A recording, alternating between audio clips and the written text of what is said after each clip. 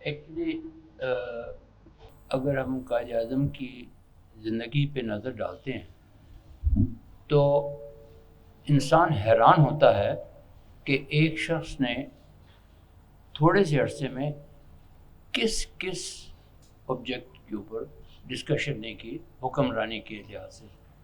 پاکستان میں جو کچھ ابھی بھی فرمایا گیا اقلیتوں کو ایک آسپیکٹ تھا، اس کو بھی انہوں نے پوری طرح کور کیا اور ان کو کیسے اوور کم کرنا ہے یہ بھی کہا.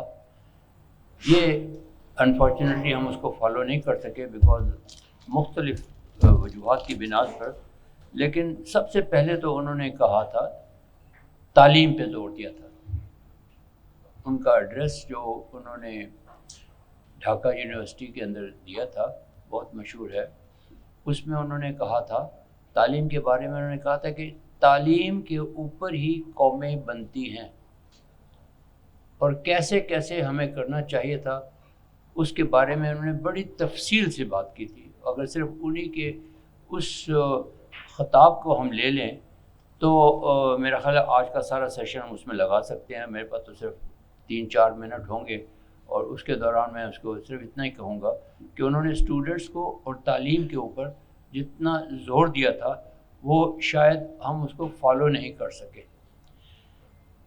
اس کے ساتھ ہی انہوں نے بعد میں یہ بھی بات انہوں نے چٹاگانگ میں کہی تھی کہ جو چور بازاری یہاں پہ ہو رہی ہے اس کے اوپر ہمیں دھیان دینا بہت ضروری ہے.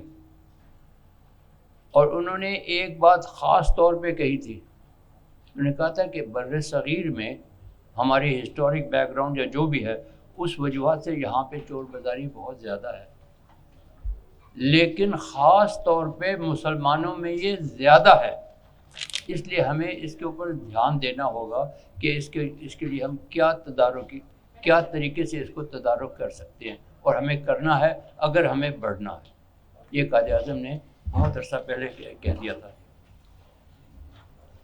اس کے بعد اسی جلسے میں کیونکہ انہوں نے دیکھا تھا کہ ایسٹ پاکستان میں ایسٹ پاکستان میں پولیٹیکل اویکننگ بہت زیادہ تھی اور اس پولیٹیکل اویکننگ کے بارے میں انہوں نے کہا کہ جہاں تک، حالانکہ اس وقت تک ابھی تک کوئی بھی آئینی حکومت آئی نہیں تھی اور ابھی تک کسی کو چینج کرنے کا کسی نے کہا نہیں تھا، لیکن انہوں نے کہا کہ یہ آپ کا حق ہے کہ آپ کسی بھی حکومت کو چینج کرنے کے لیے آگے آئیں، لیکن اسٹریٹس پہ نہیں، پولیٹیکلی اپنی اسمبلیز میں. ہماری اسمبلیز میں اس وقت جیسا کہ ہمارے اسپیکر صاحب جنرل صاحب نے فرمایا کہ وہاں پہ جو بھی ہے اس کو ڈیموکریٹکلی ہم نے کرنا ہوگا. اگر وہ 52% تھے تو بھلے سے 52% تھے، اس کو آپ فالو کرتے رہتے تو جو کچھ ہوا جو کہ نہیں ہونا چاہیے تھا، جو کہ ہمارے پہلے 2 اسپیکر نے فرمایا وہ نہیں ہوتا اگر ہم اس کی جمہوری اقدار کو جس کے اوپر قائد اعظم نے فرمایا تھا وہ اس کو فالو کرتے.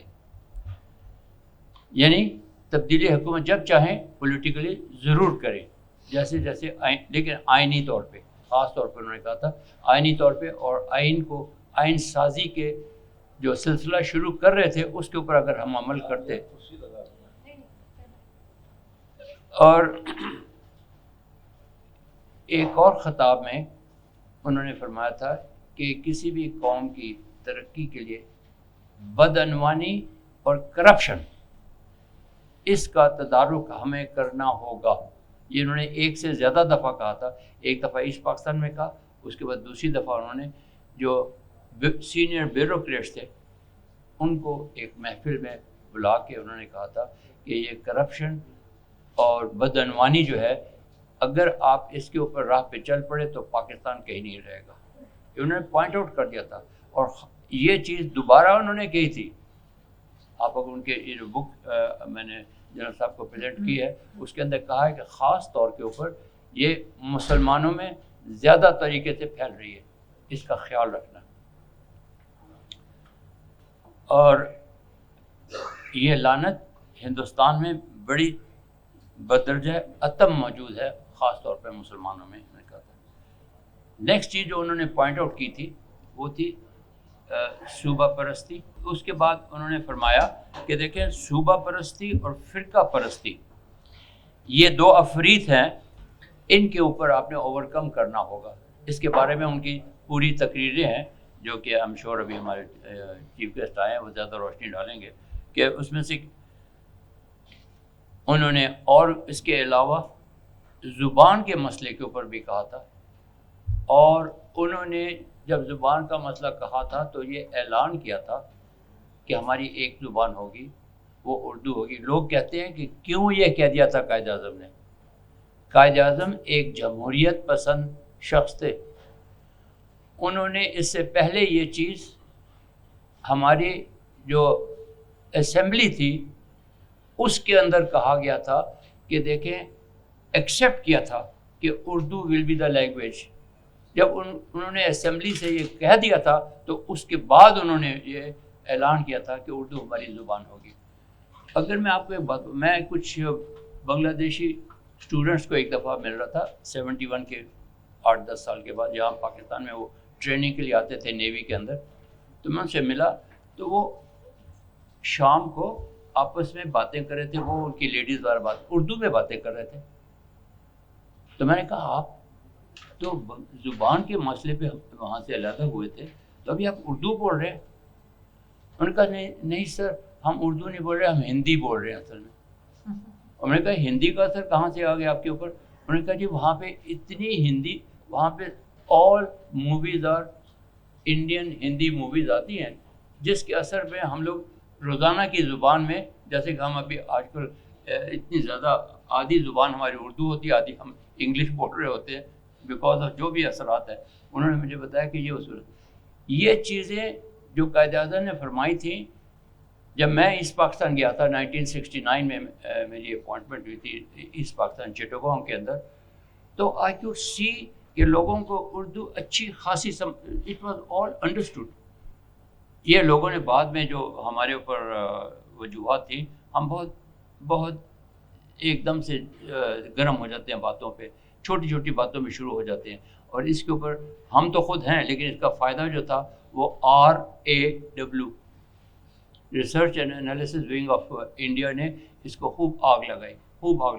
اگرتلہ سے شروع ہوئی اور اگرتلہ سے کرتے کرتے یہ ہمیشہ پھیل گئی. اور ابھی بھی یہاں پہ I can show you Agartala تو اس وقت ہو گیا, کامیاب بھی ہو گئے وہ لوگ, لیکن یہاں پہ ابھی وہ چل رہے ہیں. اور جب تک ہمارے وہ لوگ مختلف قسم ہمارے بلوچستان میں KP میں بڑے ایکٹیو ہیں, باقی جگہوں پہ بھی ہیں, وہاں پہ بہت زیادہ ایکٹیو ہیں. اور ان کو بہت بڑا ہتھیار ملا ہوا ہے جو سوشل میڈیا ہے. سوشل میڈیا پہ ایسی چیزیں ہانکی جاتی ہیں جو کسی نے کہی نہیں جاتی. ہمارے بڑے بڑے جنرل صاحب کے نام سے نکلا ہوا تھا, عجیب بات ہے. میں نے کہا وہ تو سر آپ کے انہوں نے یہ کہا تھا کے بارے میں نہیں سر, کہ جی انہوں نے کہا تھا کہ یہ آپ نے کچھ پتہ نہیں کیا بیان دیا تھا, کو تروڑ مروڑ کے جب آپ گورنر تھے اس زمانے کی چیزیں کوٹ کر رہے ہیں, غلط کر رہے تھے. وہ مجھے پرسنلی بھی پتا تھا. اسی قسم سے باقی بھی بس سر میں 2-3 منٹ میں ختم کروں گا. صوبہ پرستی, فرقہ پرستی, یہ دو عفریت سے.